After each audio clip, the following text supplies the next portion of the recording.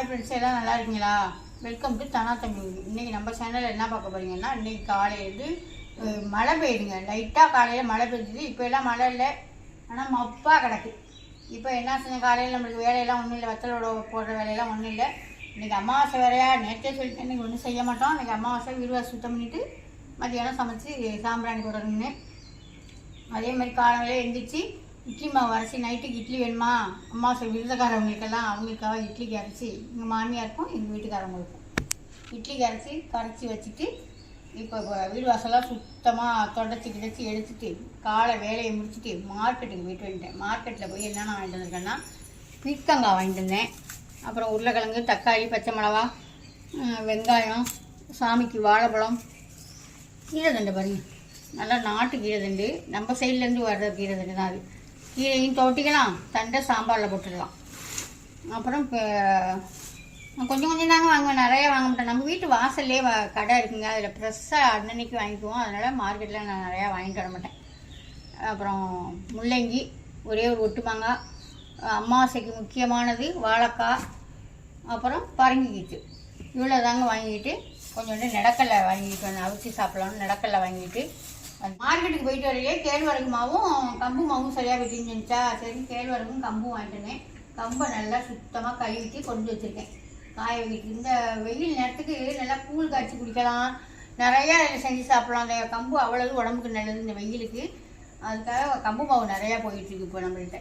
அதனால் இதை நல்லா சுத்தம் பண்ணி இதை கழுவி வச்சுட்டேன்னா, கேழ்வரகு வந்து அது முளைக்கட்டி பவுட்ரு பண்ணி கேட்டாங்க. அதனால் அதை ஊற வச்சுருக்காங்க. நல்லா 10 கழுவு கழுவிட்டு அது தண்ணியில் ஊறிக்கிட்டு இருக்கு. அதை சாயந்தரம் வரையும் ஊறணும். நல்லா சாயந்தரம் வடிகட்டி விட்டு சாயந்தரம் அள்ளி முளை கட்டிடணும். வெள்ளை துணியில் வள்ளி கட்டிடணும். காலையில் அது முளைக்குதா, காலையில் அது முளைச்சிரும். முளைச்சோடனே அதை அள்ளி நல்லா 2 நாளைக்கு நல்லா வரன்னு காய வச்சுட்டு அதை போய் திருவையில் அரைச்சிட்டு வந்து அதுவும் கொடுத்துருக்கோம். இப்போ நம்ம சும்மாவும் கழுவி காய வச்சு கொடுக்குறோம். கேழ்வரகு மாவு முளைக்கட்டினதும் கொடுத்துக்கிட்டுருக்குறோம். இப்போ அது அவங்க 3 கிலோ ஒருத்தவங்க கேட்டிருக்காங்க, அவங்களுக்காக ஒரு 5 கிலோ வாங்கிட்டு ஊறிக்கிட்டு இருக்குங்க. இப்போ அது ஊறிக்கிட்டு இருக்கட்டும். இப்போ இதெல்லாம் நம்ம காய்கறியெல்லாம் கட் பண்ணி வச்சுட்டு காலையில் டிஃபனை முடிச்சுட்டு அப்புறமா போய் குளிச்சுட்டு வந்து அப்புறமா தாங்க மதியானம் சமைக்கணும். இப்போ இதெல்லாம் கட் பண்ணிவிடுவோமா? காய்கறி அரைஞ்சிட்டிங்களா அத்தை? பருப்பு என்ன பண்ண, ஒரு வேக வச்சிடவா? இல்லை, நான் வரேன். நான் குளிச்சுட்டு வந்து நான் வேக வச்சுக்கிறேன். நீ ஒன்றும் செய்யானா? சரி. நீ காலையில் ஏதாவது டிஃபன் செஞ்சு சாப்பிட்டுட்டு நீ மாமாவும் இந்த பார்சல் போட்டு வச்சுருங்க. சரி, சப்பாத்தி போட்டுறவா? தான் பத்த மாட்டேங்குதுல்ல, காலை நேரமே போட்டிங்கன்னா ஒட்டிடலாம். நாளைக்கு பெட்டி போட்டு விடலாம். இன்னைக்கு ஞாயிற்றுக்கிழமை கிடையாது, நாளைக்கு போட்டு விட்டுலாம். இன்னைக்கு பெட்டியை போட்டு வச்சுருங்க. சரி, மாவு இல்லையே, சப்பாத்தி போட்டுறவா? சப்பாத்தி வேணாமா, கொஞ்சோண்டு கோதுமையை கரைச்சிக்கிட்டு தோசையாக ஊற்றிக்க. வேணா கொஞ்சம் காய் அரிஞ்சு தரவா? கேரட் இருக்குல்ல, கொஞ்சோண்டு கேரட் அரிஞ்சு தரேன். கொஞ்சம் கேரட்டு, வெங்காயம், பச்சை மிளகா அரிங்க. கீரையும் போட்டுக்கலாமா? போடலாம்ப்பா. சரி சரி. நைஸாக அரிஞ்சு வடையில எல்லாம் போடுறாங்கல்ல, உளுந்து வடையில எல்லாம் நல்லா இருக்கும். அரிஞ்சு தரேன். ஆளுக்கு ஒரு தோசை ஊற்றி கொடுத்துட்டு மாவு ஐட்டங்கள்லாம் பெட்டியை போட்டுருங்க. சரி, இப்போ நான் போய் தோசைக்கு ரெடி பண்ணுவா. மாவு கரைக்கவா? மாவு கரைச்சிக்க. சரி, மாவு ரெடி பண்ணியாச்சு. கேரட்டு, வெங்காயம், பச்சை மிளகா, கருவேப்பில்லை, முளைக்கீரை, கொஞ்சோண்டு சோம்பு தட்டி போட்டு தோசை ஊற்றிடலாம் வாங்க. தோசை ஊற்றிட்டேன், வரீங்களா? ஊற்றிட்டியா? வெங்காயம் நாரியலை. சரி, வந்து சாப்பிட்றவா? சூப்பராகப்பா. காலைக்கு இப்போ சப்பாத்தி போட்டுக்கிட்டெல்லாம் நேரம் இல்லை, அதனால் பார்சல் வேறு போடணும். கரண்டு அது ஒட்டுறமில்லைங்க, அதனால் கரண்ட் மதியானம் ஆனால் கரண்டே பற்ற மாட்டேங்குது. ஒட்டுறதுக்கு அரை கரண்டாக போயிடுது. இல்லை, அரை கரண்டாக போயிடுது. இந்த வெயில் ஆரம்பிச்சாலே இந்த மாதிரி தான் போயிடுது. உங்கள் பக்கம்லாம் எப்படி இருக்கு என்னன்னு சொல்லுங்கள். அதனால இப்போ காலையிலேயே கோதுமை மாவு போட்டுக்கிட்டு இருக்காங்களா? கோதுமை மாவு. மாமா சாப்பிட்டாவளா இல்லையா? ஆமாம், சாப்பிட்டாங்க. கடல மாவு போடணும், நீ அதையும் எடுத்து கொடுத்துரு. எடுத்து வச்சுட்டேன். ஒன்று ஒன்றா எடுத்துகிட்டு வந்து கொடுப்போம், மாறி போயிடும் மாவு. போட்டு பேர் எழுதணுன்னு ஒன்று ஒன்றா எடுத்துகிட்டு வந்து கொடுப்போம். சரி, நான் சாப்பிட்டுட்டு காயெல்லாம் வெட்டிட்டேன். சரி, சாப்பிட்டுட்டு போய் குளிச்சுட்டு வந்து நான் சமைக்கிறேன். நீ மாமாவும் கட்டி கொடுங்க.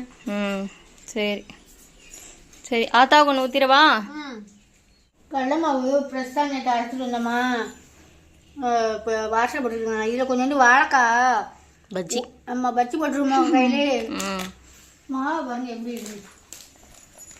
இந்த திருவையில் அரைக்கிறது சொல்லிட்டு கலரே மாற மாட்டேங்குது, அப்படியே இருக்குது கலரு.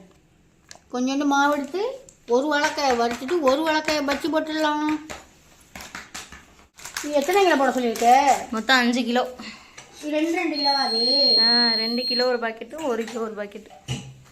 சரி சரி, இப்போ தான் தொடச்சேன். அது உள்ள மாவு வெள்ளம் கொண்டு வச்சு செத்த நேரம் கூட தொடச்சி போட முடியாது. கொஞ்சம் மாவு வெள்ளம் வந்துட்டாங்களா, அது கொட்டி போயிருந்தா மறுபடியும் நான் தொடக்கிறது, அவங்க மாவை கொண்டு கொட்டுறது, இதுதான் வேலை நடக்குது. போடட்டும், வாங்க நம்ம போய் குளிச்சுட்டு சமைக்கலாம். அம்மா வந்து முந்தா நாள் சொல்லிகிட்டு இருந்தாங்கல்லங்க, நம்ம மாடியில் தண்ணி விடாதீங்க, தண்ணி விட்டுக்கிட்டே இருக்காதீங்க, நாளைக்கு நாளை தச்சு வந்து பிரிச்சுருவாங்க அப்படின்னு சொல்லி. ஆமாங்க, இன்னையோட 18 நாளாவது. இப்போ காலையிலே பிரிக்க வந்தாங்க. அவங்களே திட்டுறாங்க, இவ்வளோ நாள் ஏன் தண்ணி விட்டுக்கிட்டே இருந்தீங்க, ஒரு வாரம் விடாமல் இருந்திருக்கலாம்லன்னு. இப்போ வாங்க அதை திறந்து விட்ருக்காங்க, 4 பக்கம் ஊற்றுட்டு போய் பார்த்துட்டு வருவோம்.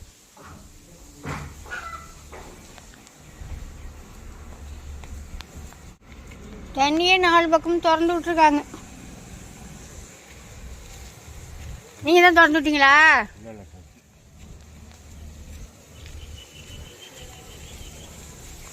இங்கே பாருங்க, தண்ணி இவ்வளோ தண்ணி நின்றுக்கிட்டு இருக்கா.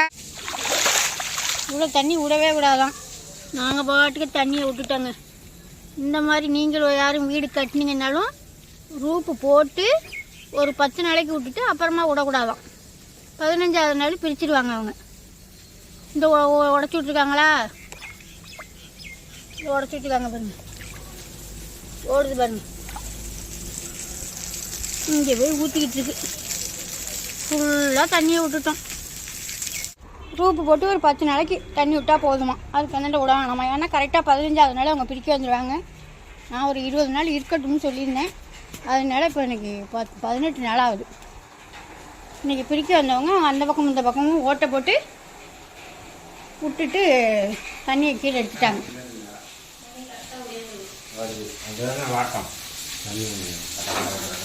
இங்கே ஊற்றுது, இந்த பக்கம் ஊற்றுது பாருங்க. தண்ணி சவுண்டு கேட்குது, கிச்சனுக்கு பக்கத்தில் ஊற்றிக்கிட்டு ஃபுல்லாக தண்ணி நிற்கிது. அது 1 மணி நேரம் வெளியாக்கணும் போல, சவுண்டு கேட்கும் உங்களுக்கு. அதுக்கு தான் வீட்டில் ஒரு பெரிய மனுஷன் இருக்கணும்னு சொல்கிறது. இப்போ மத்தியானத்துக்கு நான் அமாவாசை சமையல் சமைச்சே முடிச்சிட்டேங்க. இப்போ என்ன செய்ய போகிறேன்னா, கொஞ்சோண்டு பச்சி போட போகிறேன். வாழைக்காயை பார்த்தோன்னு ஆசையாக இருந்துச்சு, நல்லா பெரிய பெரிய வாழைக்காய், நல்ல வாழைக்காய் இருந்துச்சு. அதனால் கொஞ்சம் பச்சி போடலாங்க. வடையெல்லாம் வேண்டாம், அதுக்காக நம்ம வீட்டிலே ரெடி பண்ணி கொடுக்குறோம்லங்க மாவு, கடலை மாவு.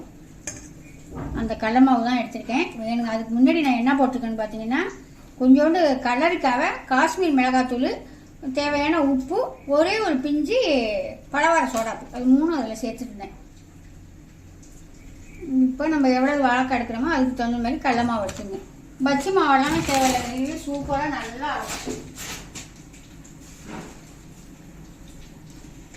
கொஞ்சமாக அரிசி மாவு,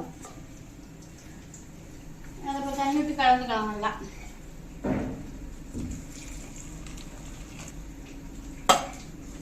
நல்லா கையால் நல்லா கலந்துக்கலாம். நீங்கள் உங்களுக்கு வேணும்னா நீங்கள் கேசரி பவுடர் கூட கலருக்காக போட்டுக்கலாம். நான் கேசரி பவுடர்லாம் சேர்க்கலைங்க. இந்த கலருக்காக இந்த காஷ்மீர் மிளகாத்தூள், காரத்துக்காக கொஞ்சமாக மிளகாத்தூள், நல்லா காரம் சாரமாக இருக்குங்கள பச்சி, அதுக்காக கொஞ்சமாக மிளகாத்தூள்.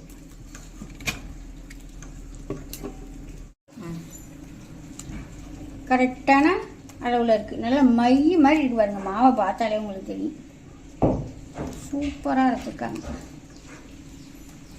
எல்லாமே எல்லா மாவுமே நம்ம திருவையில் அரைக்கிறது தாங்க. அதனால நீங்கள் வருஷ கணக்கில் வச்சுக்கலாம், கலரே மாறாது. இப்போ வாழைக்காயெல்லாம் எடுத்து இதில் போட்டேன், நம்ம நினச்சி போட்டுடலாம்.